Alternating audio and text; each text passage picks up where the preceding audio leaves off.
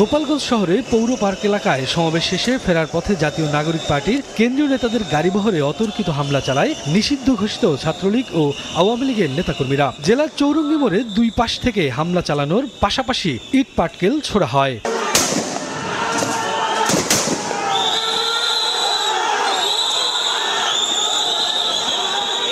দেশব্যাপী জুলাই পদযাত্রাটি গোপালগঞ্জ থেকে মাদারীপুর যাচ্ছিল, কিন্তু গোপালগঞ্জ ত্যাগ করার আগেই গাড়িবহরে হামলা করা হয়। পুলিশ পরিস্থিতি নিয়ন্ত্রণে আনতে গেলে পুলিশের উপর হামলা চালায় আওয়ামী লীগের নেতাকর্মীরা।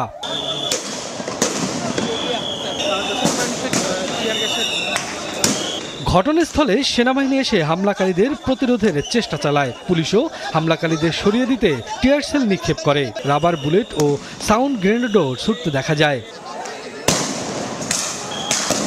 এদিকে গোপালগঞ্জের বিভিন্ন সড়ক ব্যারিকেড দিয়ে আটকে ফেলে হামলাকারীরা। এর মধ্যেই জেলা কারাগারেও হামলা চালায় দুষ্কৃতকারীরা। তবে কারাবন্দীদের কেউ বের হতে পারেনি বলে জানিয়েছেন কারারক্ষী। হঠাৎ করে এরা আমাদের উপরে আক্রমণ করে, ইট পাটকেল মারে বাইরে থেকে। আমরা নিয়ন্ত্রণ করার জন্য ফায়ার করি, ফাঁকা ফায়ার করি, কিন্তু তারপরেও আমরা পারি না। পরে আমরা পিছিয়ে হটি, তারপর আবার আইসা দল করি। সংখ্যা ছিল প্রায় 10,000-15,000-এর উপরে। ভিতরে আল্লাহর মধ্যে ঢুকতে পারে নাই।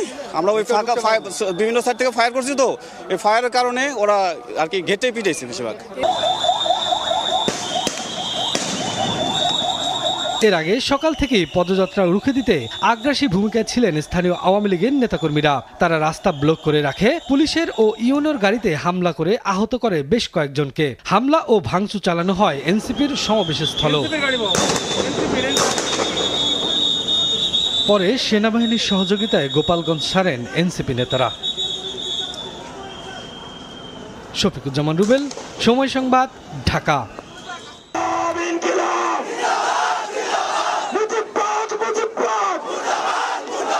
পদে পদে বাধা, হামলা আর নানা হুমকি উপেক্ষা করে গোপালগঞ্জের সমাবেশ স্থলে জুলাই যোদ্ধারা। নগরীর পৌর পার্ক মাঠে প্রস্তুত করা হয়েছিল জুলাই পদযাত্রার সমাবেশের জন্য মঞ্চ। হঠাৎ করে নিষিদ্ধ ঘোষিত ছাত্র সংগঠন ছাত্রলীগ হামলা চালায় মূল মঞ্চে। পরে এনসিপি নেতারা মঞ্চে হাজির হন। হামলা করে এনসিপিকে দমিয়ে রাখা যাবে না বলে হুঁশিয়ার করেন কেন্দ্রীয় নেতারা।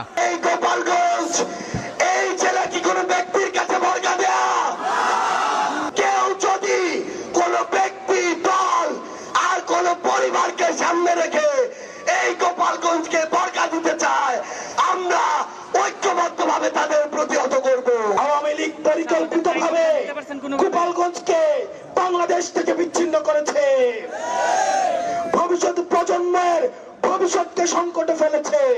এই গোপালগঞ্জের মুজিববাদীদের মাটিতে দাঁড়িয়ে আমরা ঘোষণা করছি, ওই মুজিববাদের আস্তানা যদি ভারতের প্রেসক্রিপশনে বাংলাদেশের স্বাধীনতা, সার্বভৌমত্ব এবং জনগণের নিরাপত্তাকে বিঘ্নিত করতে চান, এদেশের জনগণ আপনাদেরকে আস্ত রাখবে না।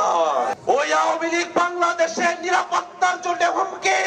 অতএব আওয়ামী লীগ এবং মুজিববাদের সাথে সাথে মুজিববাদী সংবিধানেরও কবর রচনা করতে হবে। গোপালগঞ্জে এনসিপি যুদ্ধের জন্য আসেনি উল্লেখ করে দলটির কেন্দ্রীয় আহ্বায়ক নাহিদ ইসলাম বলেন, গোপালগঞ্জ থেকে মুজিববাদের কবর রচনা করা হবে। আমরা কোনো যুদ্ধের আহ্বান নিয়ে নয়, শান্তি এবং দেশ গড়ার আহ্বান নিয়ে গোপালগঞ্জে আজকে এসেছি। আমরা গোপালগঞ্জের নাম বদলাইতে আসি নাই, আমরা এসেছি ভবিষ্যৎ বাংলাদেশে, এই নতুন বাংলাদেশে গোপালগঞ্জ মানুষের অধিকার যাতে রক্ষা করা হয় সেই প্রতিশ্রুতি দিতে।